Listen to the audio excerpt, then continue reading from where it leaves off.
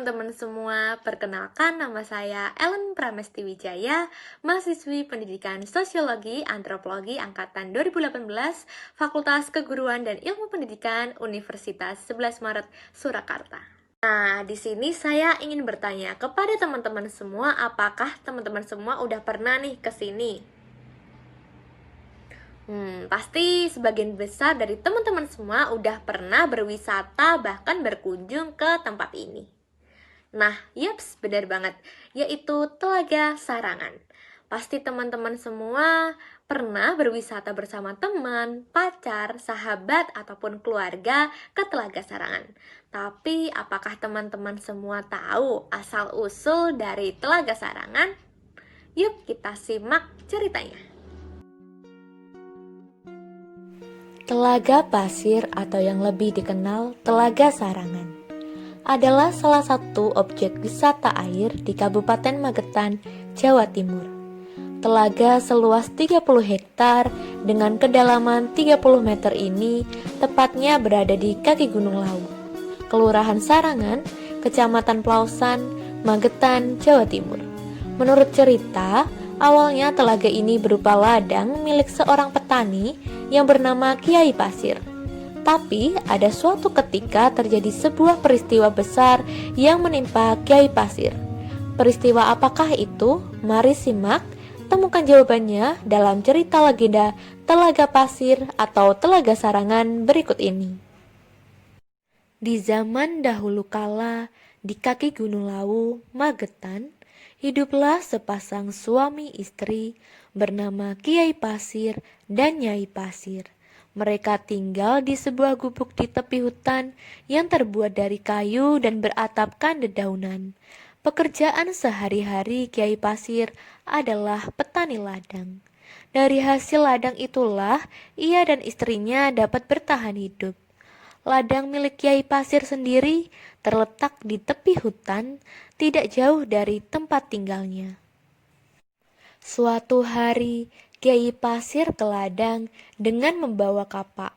Ia bermaksud membabat hutan untuk membuat ladang baru di dekat ladang miliknya. Ketika hendak menebang salah satu pohon besar, tiba-tiba Kiai Pasir melihat sebutir telur yang sangat besar, berwarna putih keemasan, tergeletak di bawah pohon itu.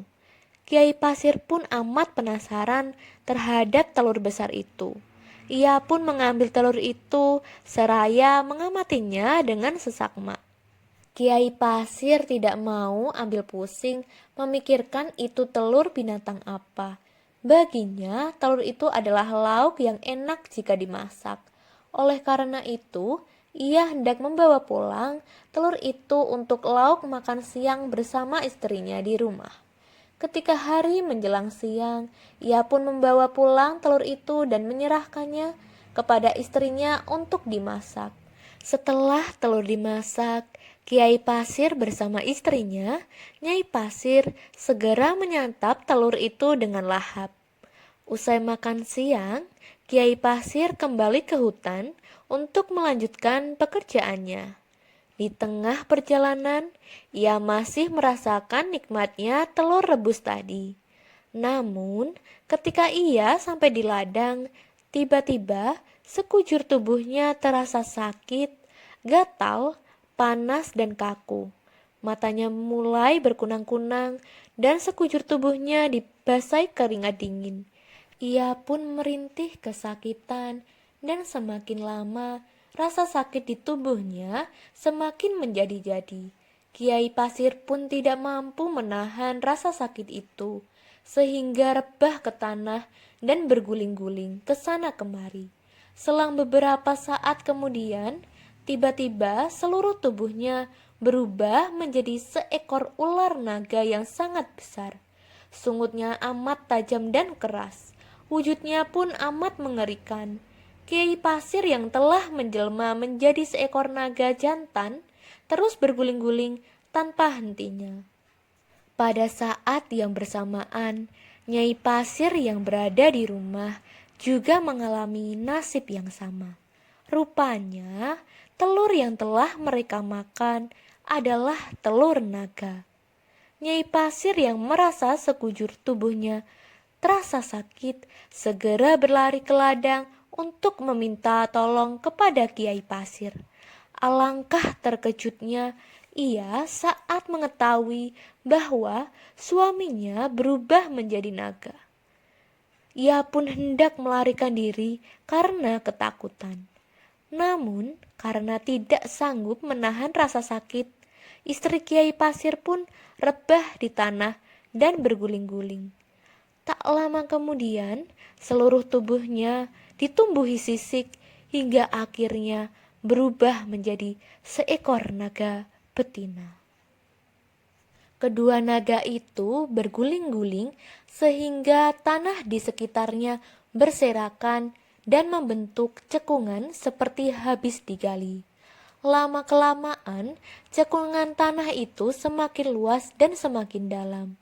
Setelah itu, muncullah semburan air yang amat deras dari cekungan tanah itu. Semakin lama, semburan air itu semakin deras sehingga cekungan itu dipenuhi air dan berubah menjadi telaga. Oleh masyarakat setempat, telaga itu dinamakan Telaga Pasir, yaitu diambil dari nama Kiai Pasir dan Nyai Pasir. Namun karena lokasinya berada di Kelurahan Sarangan, sehingga telaga ini biasa dikenal dengan Telaga Sarangan. Demikian cerita legenda Telaga Pasir atau Telaga Sarangan dari daerah Jawa Timur. Hingga saat ini legenda ini masih digemari oleh masyarakat Jawa Timur, khususnya masyarakat Magetan. Kini Telaga Sarangan menjadi salah satu objek wisata andalan Kabupaten Magetan.